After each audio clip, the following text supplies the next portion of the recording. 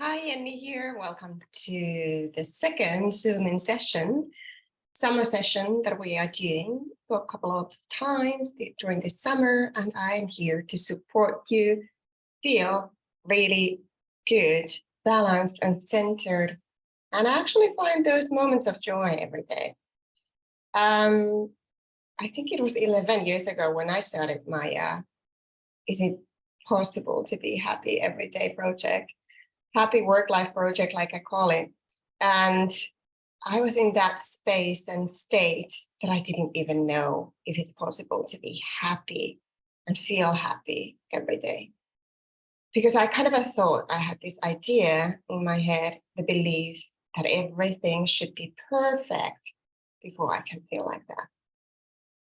And I proved myself wrong because I decided I'm going to do everything to find out if I can feel happy every day, no matter what is going on. And I achieved that. I accomplished that. And I can tell there's no less obstacles or challenges in my life.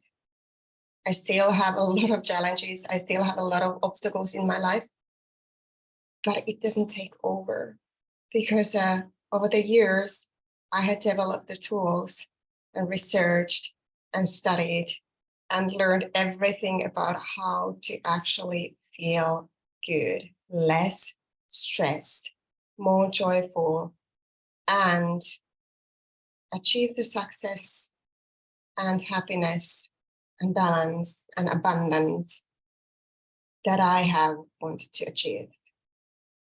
So this is why I'm talking today a little bit before we get going with the coaching. I'm talking a little bit about emotions and how important it is to learn to feel your feelings, because it's the most important thing. It's the most important thing that we can actually teach to our children, and so that they learn to recognize their emotions, learn to verbalize them, learn to express them and regulate themselves healthily. And learn that there's no bad emotions, because quite often, and most people have learned that emotions like anger, irritation, frustration are bad. And we try to get rid of them because they don't feel good necessarily in the body. And we believe we're going to create more of that if we dive into to feel them. And that is another thing, because as a highly sensitive person myself, I have always had like big emotions. But before I burnt out completely at the age of 30, 32, 33, I was not connected with my emotions. I was not able to feel those emotions. There was a huge cacophony in my head because I was so stressed out and so anxious and so overwhelmed. And I hadn't slept well for a long time, but I also hadn't cried for a long time. And I just had numbed all those emotions. And actually numbing doesn't help. Numbing them with the substances, numbing them, just like ignoring them, not thinking about them, not thinking about the problems, not thinking about reality. That is also called spiritual bypassing. And we don't want to go there because the problems are not going away in that way. And actually the emotions are not going away that way. They're just packing up and causing illnesses and diseases in our bodies. A lot of tension, muscles are tight. It's all there in the nervous system. And the past couple of years, I have got into somatic healing, and that came through going into trauma work even more and understanding trauma and how does it affect, and how the emotions, nervous system, trauma are all connected. And when we talk about trauma, it's really good to understand it doesn't have to be a big, huge thing. Most of us, all of us have trauma. And as a hypnotherapist, I work with my client and help them to heal trauma. That is like when the emotions, on those moments when we get distressed, and we all get distressed in different ways in the similar situations. So it could be that somebody else is saying something to you at school when you're young, and you get really upset and offended how they actually express themselves or what they do, or what happens in that situation. And when there's nobody else, or you don't have the skills to deal and cope with those emotions healthily, and nobody's going to help you with that, because the children, they cannot really express themselves afterwards. What happened? This happened to me, and this is how I felt, and this is what the teacher said. And then they turn inwards and they start making and creating the interpretation of the situation. And quite often it's like, I was wrong, I was bad, I'm not good enough. They start doubting themselves, leading to low self-esteem and confidence. Quite often, all the confidence issues are quite often related to what's happening in the school. The confidence is not, I have learned that it's developing a little bit later. But of course, there's a foundation that is created in their early years of after we're born. Anyway, so when trauma, or those big emotions and interpretations that are being formed in those situations, when they're not released and believed healthily, and somebody's there to support you, we create limiting beliefs. We shut down parts of ourselves. It's not okay to be, for example, lively and move a lot. And now I'm getting a memory because of what happened to me when I was in the second grade. And I was quite shy girl, in my own opinions. My friends have said like that was not really true, that I was super lively. But I always I saw myself that I'm shy. I don't really express myself. I didn't really say those things. I was not there like this all the time, even though I knew the answers. I just didn't express myself and acknowledge or that. Anyway, so I remember I wiggled on that desk, and it was early 80s, and we needed to, of course, sit quietly, not moving too much or talk to others during the class. Yeah, of course. And but I couldn't control myself. I couldn't manage myself. So the teacher punished me so that I needed to get up and stand next to my desk for the whole hour.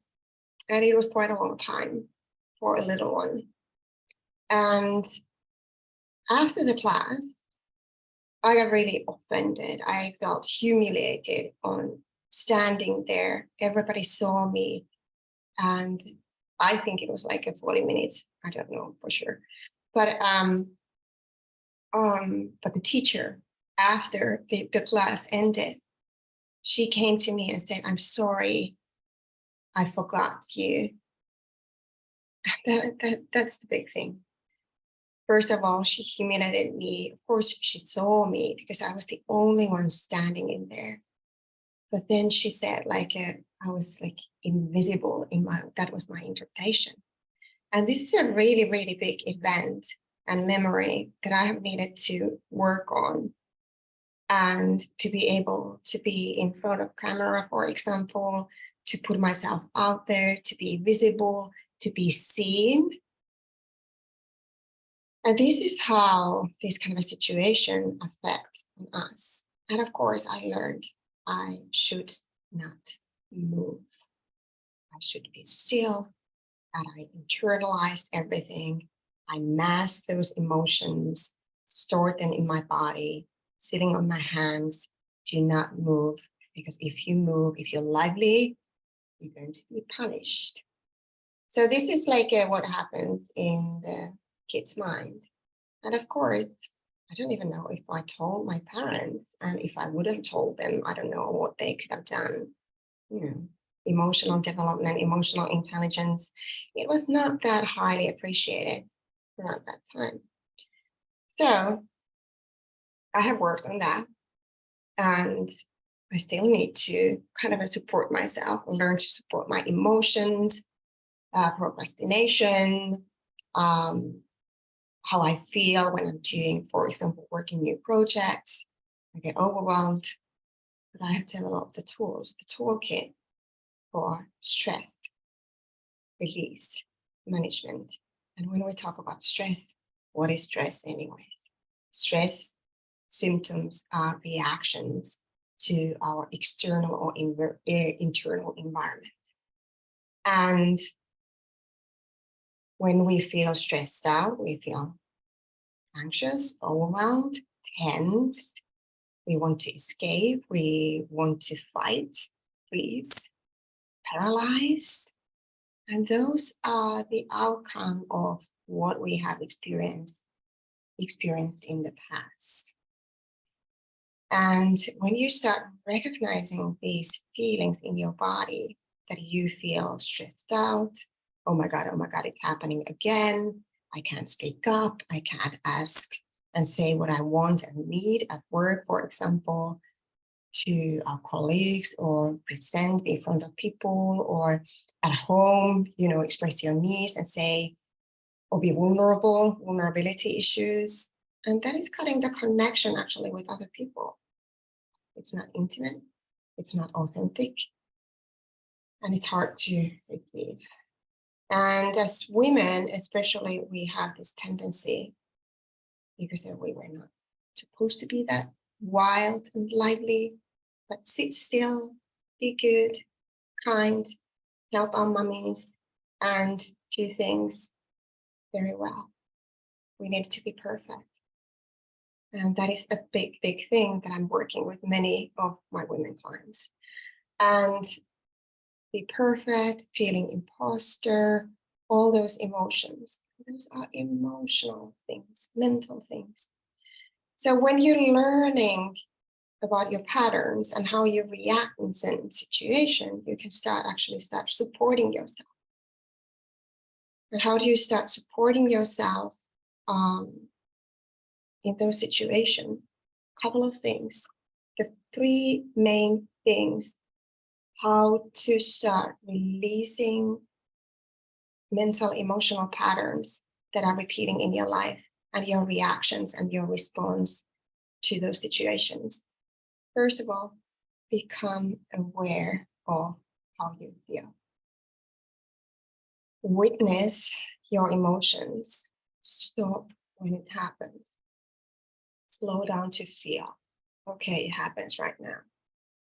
And there's something going on with me, because I can feel my throat here. Something's going on, something triggering inside of my body. And when you become more aware of those emotions, you can start seeing them where they are located in your body. And when you have this awareness, you can learn to support yourself. You can, for example, write those emotions down on paper. And that is one way to release that. Journaling is a wonderful, wonderful way to release emotions, to help yourself to balance any kind of mental, emotional situations that are happening to all of us throughout the days. We go through the range of emotions every day, and all of those emotions are okay. So learning to turn inwards and asking yourself, how do I feel? What kind of emotions is this situation triggering? And when you become more aware of that, you can start breathing and releasing, and especially start breathing in your belly. So we call it Buddha belly in yoga. And that is actually activating your parasympathetic nervous system. That is the rest, calm part of your nervous system. And the other side is the sympathetic nervous system. That is the alert and freeze and fight and freeze, fight, flight. Yeah, run. And it's really good to learn that we can actually run, because that's one of the important things that we often learn in trauma, that we can actually take action and we are safe where we are. And we are able to protect ourselves as adults, because again, those emotions are coming from the childhood. So it's the inner child, your little being, that remembers that, okay, it's not okay, I'm not safe in this situation, so I need to protect myself with this stress reaction. All right.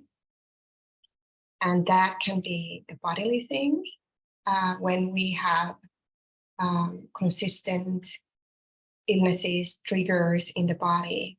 It's coming from the emotion.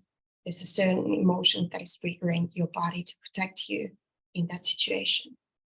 It could be, for example, allergies, or symptoms of cold, or other stress-related diseases or illnesses that can be recurrent. I have personally had like allergies a lot. I had eczema. My face was like traffic lights related to emotions when things got really, really bad. And I have had like cystitis, how do you say that? Bladder infections. And I tried to work and I was like, I can't put myself out there. That was the big belief again. And I developed an illness so that I could avoid it. So no avoidance, but learning to support yourself gently, compassionately. Self-compassion is huge, huge, huge when we want to heal anything. And learning to hold your body, like your body. Bodies are amazingly smart. And learning to actually understand your mind, that your mind is trying to protect you. Because another way, another level of this is like learning to recognize your symptoms, becoming aware of what's happening, learning to actually stop where you are and soothe and help and comfort yourself and breathe into those parts, writing those emotions down and feeling, giving yourself space to feel. If you do any breath work, you know, you can do some breath work exercises here. I'm not going to go there now. But there's more will be in my Stress Less Success masterclass. I'm going to give like a beautiful breathwork exercises that I'm going to be balancing and confidence boosting breathwork exercises. But that's more about in those classes. But yeah, learn to support yourself. Breathwork. Be there with your emotions, and you will learn. They will go away. Write down the intention. How do you want to feel? Picture yourself going through the similar situations, feeling good, feeling safe, feeling grounded, feeling calm, feeling centered, feeling your authentic self, expressing yourself. You start using your mind in a more powerful ways than anticipating it's going to happen again. I know it's not easy to change that, but you can do that. I was able to do that. You can do that as well. And breathing practices are amazing. Meditation, amazing. Taking breaks, amazing for stress release. Yoga, any kind of a somatic practices. I'm talking about, my work is about like a psychosomatic work. So we work with the mind, we work with the body, and we work with the future and where you are right now. Because so when you change where you are right now, you become really, really confident about your ability to support yourself. And that means you become more resilient. And you know that you can get through anything. And you know that you can trust yourself that you are going to create the future that you want to create. Okay, so it's like 30 minutes went really, really fast. Thank you for listening. I hope it was helpful. And now I'm going to do coaching for anybody who wants personal coaching, or we can talk about these things that I just talked about. And let me know. I'm going to end the recording and then we're going to continue.